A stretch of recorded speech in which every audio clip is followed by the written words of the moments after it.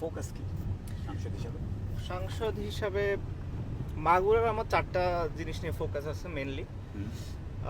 চিকিৎসা, শিক্ষা, আনএমপ্লয়মেন্ট আর নিরাপত্তা। আমার মনে হয় এই 4টা মাগুরা সব থেকে বেশি দরকার। আর যদি পুরো বাংলাদেশকে নিয়ে আমি চিন্তা করি এবং প্ল্যান করি, আমার মনে হয় বা ক্লাইমেট চেঞ্জের এই জায়গাটাতে অনেক বেশি কাজ করার আছে, যেহেতু আমরা এই জায়গাটাতে নিয়ে অনেক ঝুঁকিতে আছি। হয়তো আমরা বুঝতে পারছি না এই যে হঠাৎ করে এত হিট ওয়েভ আসলো, এগুলো এই ক্লাইমেট চেঞ্জের কারণেই তো আসছে, বাট আমরা এটা বুঝতে পারি না। এটা হঠাৎ করে যখন চলে আসে দেন আমরা রিয়েলাইজ করি and then it's too late.